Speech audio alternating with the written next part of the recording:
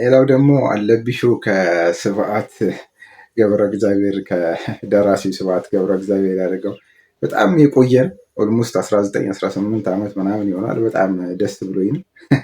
ስብዓት እንግዲህ ትኩሳት፣ ሌቱም አይነጋልኝ ብዙ መጽሐፎች የጻፈ ደራሲ ነው እና ቃለ መጠይቅ ላይ ደግሞ ወሬ የሚያሳምርና ኦዲየንስ የሚይዝ አይነት ሰው ነው። በጣም ደስ ይላል። እስቲ ከተመቻችሁ እሱንም ይዩት። እንኳን ደህና መጣህ ጋሽ ስብዓት። እንኳን ደህና። እዚች ጋር ተቀመጥ። እሺ። በቅድሚያ እዚህ ፕሮግራም ክብር እንግዳችን እንድንሆን ስንጋብዝ ጥሪያችንን ተቀብለህ እዚህ ድረስ በመምጣትህ ፕሮግራሙም ክብር ይሰማዋል። አንተም ከፍተኛውን የክብር ምስጋና ነው የምናቀርበው። እስቲ ጋሽ ስብዓት እንደው አንዳንድ ነገሮች ከመግባታችን በፊት ከየትኛው ልጋብዝህ? ይሄ ሃይላንድ ነው፣ ዛኛው ሮያል ነው፣ ጋዝ ያለው እና የሌለው አለ። ከሁለቱ የምርጫህ? ይሄ ደስ ይላል መልኩ። በቅድሚያ ልጠይቅህ የምፈልገው ነገር ወደ ፈረንሳይ ሀገር ሄደህ ፈረንሳይ ሀገር ውስጥ ትኖር ነበር። ለምንድን ነው ወደ ፈረንሳይ ሀገር ሄድከው? መጀመሪያ ለትምህርት ልማር። ምን ያህል ጊዜ ቆየህ በትምህርት ዓለም ማለት ነው ፈረንሳይ ሀገር? 2 ዓመት። ለ2 ዓመት 2 ወር ጉዳይ። ኦኬ፣ ለ2 ዓመት 2 ወር ጉዳይ። እሺ፣ ታዲያ በዚህ ጊዜ ውስጥ ነው ብዙ ጊዜ ስትናገር የቅርብ ሰዎችም ሲናገሩ ለፈረንሳይ ሴቶችን ታደንቃለህ። በምን ምክንያት? ከጉዞ ጋር እዛ ከኖርክበት ነገር ጋር የሚገናኝ ነገር አለው ወይስ በምን ምክንያት ነው የምታደንቃቸው? እኔ ከፈረንሳይ ሴቶች ይበልጥ የአዲስ አበባ ሴቶችን ነው የማደንቀው። ግን ስናወራ ለአዲስ አበባ ልጆች ስለ አዲስ አበባ ሴቶች አታወራላቸውም። ስለዚህ ይመስላል እንጂ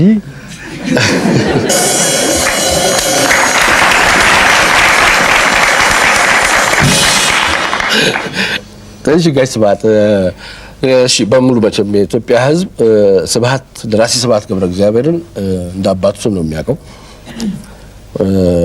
ግን ስለ ግል ሕይወትህ ብዙ አይታወቅም እና እንደው ስለ ግል ሕይወትህ ብታጫውተን፣ አፍቅረህ ያለፍክበትን ዘመን ጨምረህ እስቲ።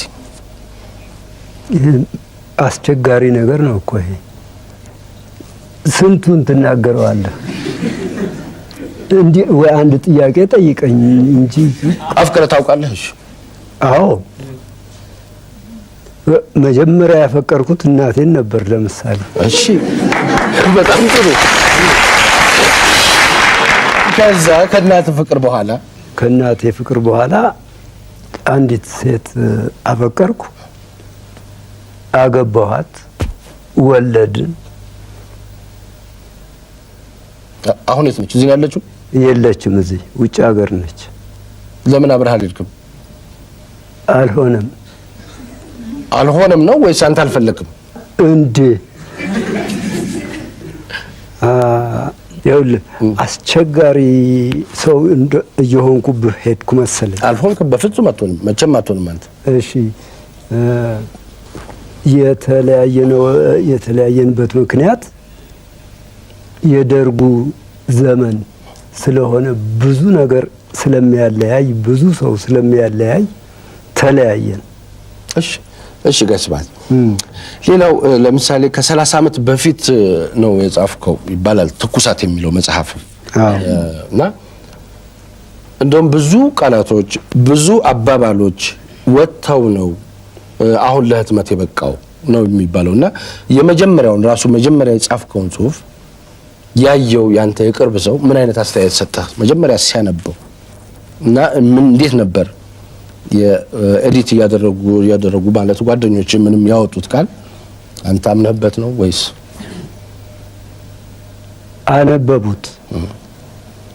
ደምሴ ጽጌ፣ መስፍን አለማየሁ፣ የሽጥላ ኮከብ ነበሩ። አነበቡትና ይሄ ለምን አይታተምም አሉ። እንዴት ብሎ ስንል ግድ የለም ለኛ ተውልን አሉኝ። እንግዲህ ሰረዙ ማለት እኔና አንተ ብቻ ብንሆን የምንናገራቸው ቃላት አሉ። ለነዚህ ህፃናት አንናገርም። እነዚህ ህፃናት ፊት ማለት ነው እንግዲህ ህዝብ ህፃን ነው እንግዲህ አይ ምንም ቃላት አያውቅም። ስለዚህ ተሰረዙ እና ባለጌ የሚባሉ ቃላት ናቸው የተዘረዙና ያወጡት። አዎ እነሱ ወጥተው አሁን ጭበጫዋ ቃላት ታነባ እንጃ ያነበበ አንብቧል። በጨዋ ቃላት የዝግጅት ክፍላችን እንደዚሁ እንደሰማው ከሆነ ሞትን ትፈራለህ ይባላል። አንተስ? ከልጆች ጋር ያለህ ግንኙነት ለምሳሌ ለየት ያለ ነው ይባላል። ከልጆች ልጆች ጋር ያለህ ግንኙነት ለየት ያለ ነው። ከእጅህ አትነጥላቸውም፣ አብረሃቸው ትታያለህ፣ እኛም እናውቃቸዋለንና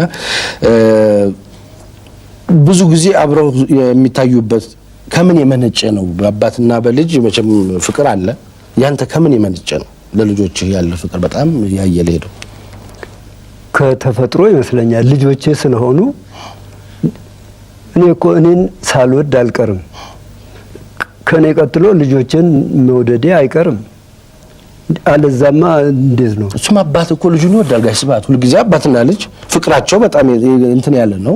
ያንተ ለየት አንዳንድ ሰዎች የሚሉት ልንገርህ፣ ሞትን ስለሚፈራ ልጆቹን ሁሉ ይዟቸው ነው የሚዞረው።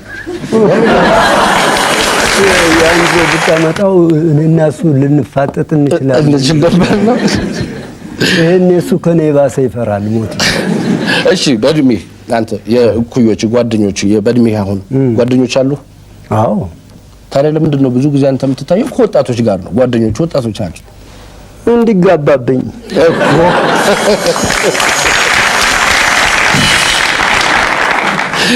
እሺ ሌላ አንድ አባባል አለ ጋሽ ስብሐት፣ እርጅና ውስጥ ራሱን የቻለ እርፍና አለ ትላለህ።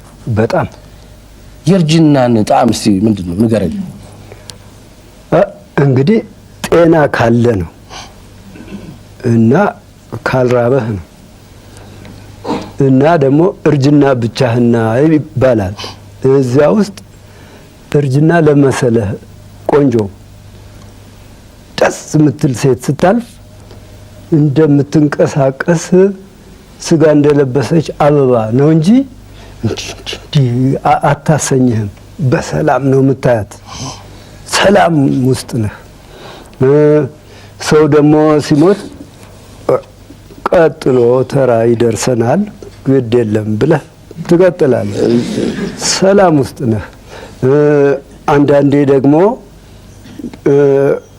ጎረምሶች ምናምን እንዲህ ሲጨቃጨቁ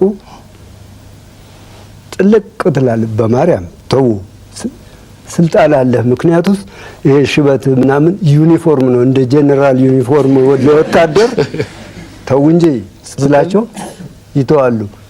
ቅሌታም ሽማግሌ ካልሆንክ ማለት እሺ ጋሽ ስብሐት ብዙ ጊዜ ሁላችንም ስናይ ለምሳሌ ጋሽ ስብሐትን አይታችኋል ሲባል አዎ አይቼዋለሁ፣ በዛ በኩል ፌስታል ይዞ በእጁ እንዲህ ታጥፏል ይላሉ። አንደኛው ደግሞ አይተዋል፣ አዎ ፌስታል ይዞ በዚህ ጋር ሄደ እኮ ጋሽ ስብሐት ይላሉ። እና ፌስታል ሁሉ ጊዜ ከእጅህ አይለይም። ውስጡ ምንድን ነው ያለው? ፌስታል ስለምንድን ነው የምትይዘው? ውስጡስ ምንድን ነው ያለው? ይኸውልህ አሁን እኮ ፌስታል አልይዝም፣ ሳልይዝ መጣሁ እንጂ ቦርሳ አለችኝ አሪፍ የቆዳ። አዎ አንተ ማለት እኛ ሳምሶናይት ምናምን ይዘህ ነው እንድትሄድ የምናስበው። ደግሞ አንተ ግን ፌስታል ነው የምትይዘው። ለምን ነው? እኔ አንድ ቀን በእንግሊዝኛ ያልኳት ናት the poor man's samsonite ናት ፌስታል።